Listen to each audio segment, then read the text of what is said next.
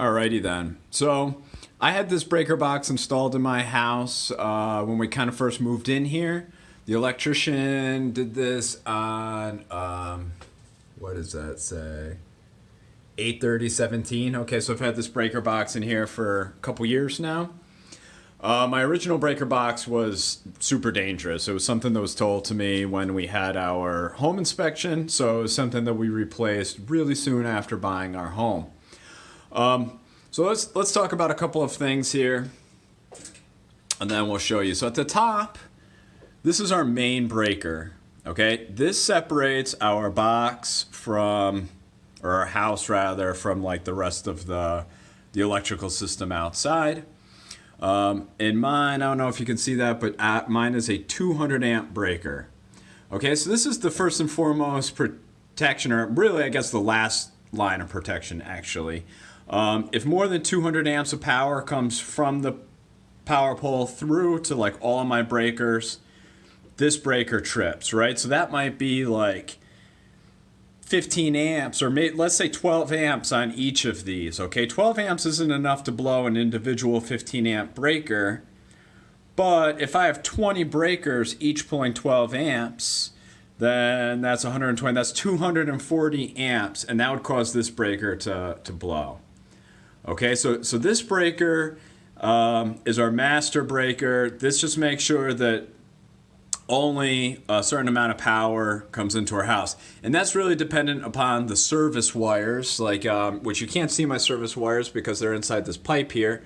But it depends on how big the wires coming into your house are, determines how big of a service you have, okay? The amperage that you're allowed to have within your house. Now beyond that, you can have as many breakers as you really need. I have way more breakers and way more capacity than 200 amps worth, especially by the time that you include the shop. That's okay. This is our main breaker. This stops, again, if we have more than 200 amps running through the entire system. So, a couple of different things down here too. Okay, we have single breakers. Okay, so anything coming out of a single breaker is 110 or 120 volts going out to outlets. Okay, so this is going to be like your typical lighting circuits, outlet circuits, a lot of stuff in your house is run on the 110. Any sort of breakers that have a bar in between them, like let's say this one here. Okay, I can flip this on without actually doing anything. Okay, so when I flip one breaker, both breakers go because they are connected by this plastic piece. This is 220 volts or 240 volts, depending on how you want to say it. Same thing. And again, as power comes in out of phase from one another. There are two phases of power coming in. The first phase is on this circuit breaker here, while the second phase is on this circuit breaker here. And we can add those two voltages up, 120 plus 120. That gives us our 240 volts being applied to certain circuits. Things that use 240 are things like, in this case up here, this, according to my document 3 and 5, is my air conditioner. Okay, so that powers my AC. This one down here at one point was an electric dryer, but I've actually replaced that electric dryer with a gas dryer. So I have an open breaker basically here. It's still connected on the other side from a wiring perspective. I can plug in, but this isn't actually doing anything right now. So I have this turned off. Let's see here. If I had an electric stove, I would have a double breaker for my electric stove. That would run off of its own circuit breaker in that case, but I have a gas stove, so it just runs off of 110. The other double breaker that I have in here is my shop breaker. Okay, so my shop is a 100 amp subfeed. Okay, so similar to my 200 amp up here, this is going to limit the amount of power that can go to the shop at any one point, 100 amps in total. So when we installed this, the same electrician who put this box in helped me run my subfeed out to the shop. When we installed this, we put this in with this big wire, right? And like if you look at my finger in comparison to the wire, this is, I believe, can't quite remember what gauge wire this is. Maybe 2-gauge wire. It's huge. It's really big. And this goes all the way from my box, all the way across my house, through the ground. This is actually no, this isn't direct buried. There's a box here. Let me show you. Hold on. So that wire comes across my house and goes into this electrical box. This electrical box is where I have a junction, and that junction, like wire nuts basically, except it's a barrel connectors, but it goes and connects this wire to direct bury wire, to service wire actually, that goes through conduit underground and out to my shop. So that's how power gets out there. And what I'm going to do is I'm going to run over and I'm going to turn that breaker off, and then I can show you what's going on inside of my power panel in the shop itself. So I'm back in my panel. I'm going to turn my shop breaker off. Okay, so all of the power to the shop is now shut off. So I can safely open up the circuit breaker box without having to worry about being electrocuted. It does not matter, and this is important to know, that whether this is on or off, power is still, even when this is off, power's not coming to all of your breakers if it's off, but power is still coming into the box itself. So at the top, which you'll see in my shop, there are wires up here. Those are always live. The only way to turn those off is to either use an external disconnect, if you have one, or you need to pull the meter out outside. Okay, so here we are outside. So first of all, these are the wires that come from that junction box that I just showed you in the house. Okay, so we go from that wire that went from my breaker panel, then it comes into this wire here. Okay, so we have 3 wires. We have a neutral wire, which is this black wire that's covered in the white tape, and then we have 2 hot wires. Okay, we also have our ground wire coming out and going to the ground bus here, and that ground bus ultimately comes to a spike, which is right here, like in my garden, and this is a metal spike here, and you can actually kind of see the ground wire right there. This spike, I can't exactly remember how long it is, maybe 8 feet, 6 feet, something like that. It's big, it's really big. It had to be driven down into the ground, and this is what's providing the grounding for my shop. And your house would have something like that as well. You need to have a ground bar going into earth.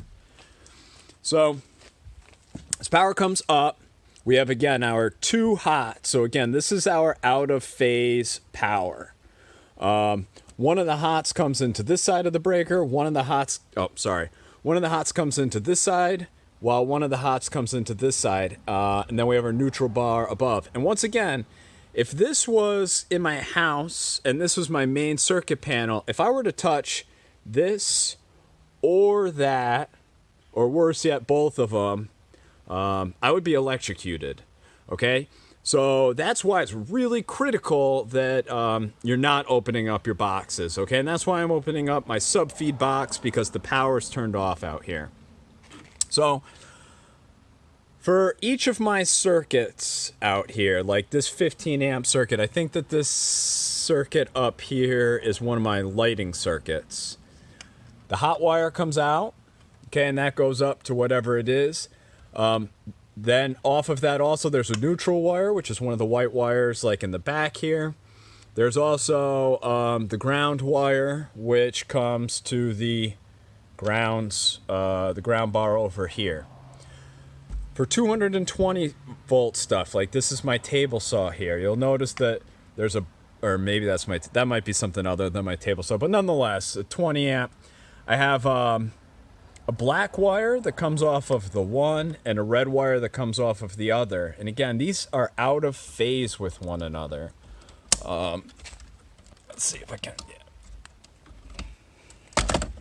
So if I pull that out and we look inside of here, this point here and this point here are where the circuit breakers are getting that power from. one of these bars is coming from this wire up here. It's actually the one on top, while the one on bottom is getting its power from this wire up here. So that's how they get out of phase from one another, because again, this and this are out of phase. So as this one is on, it's applying power to the top circuit breaker. And as this one is going on, it's applying power to the bottom circuit breaker. And that's what's giving us our 220 volts worth of power, okay? And we can push this back in and turn it back on as well, all right? And out here too, and again, all of these things are terminated in a safe way with wire nuts and inside boxes on the other end. But this and this are two circuits that are for the future in here. This is going to be like a dust collector in the future. Can't quite remember what this one's for. Probably says on my, it's only a 20 amp. It's probably an outlet of some sort. Oh yeah, you can see. So I have my lights. My joiner is what that one there is for. My table saw, my air conditioner. This is all pretty updated. My my dust collector itself. I have my heat pump down below here. So these two breakers, my 30 amp breakers down here, these run my, those run my like heater for out here, okay, which is a heat pump, heater, air conditioner unit. So that sets me up with that there, okay. So again, as we look into this box, a few things that I really want you guys to hopefully understand is A, I have 4 wires coming in. This is true for your house as well. You're going to have a ground, you're going to have a neutral, and you're going to have your 2 hots. The ground's going to go to our ground bar, which is where all of the grounds for all of the wires going out connect, okay? And that's how, like a ground and an outlet, it's going to come all the way back through ultimately to this, and then out to this wire, and then that goes into that grounding bar that's stuck outside of my garden. I want you to understand that both of these wires here are out of phase with one another. One of those phases is going to, each one of these alternates phases as it comes down, okay? So again, when you have 2 next to one another, they're automatically out of phase with one another, and that's going to be how you can create 220 volts worth of power. You can see down here my open space a little better how this one comes from here and this one comes from here. And again, if power were on and I were touching these plates, I would be getting electrocuted, okay? So the last thing that I really want to stress once again is, although I'm opening this up and I'm showing you guys all this stuff and I'm touching all of this, that is only because this entire circuit is off. Okay, I do not recommend that any of you open up your power panels.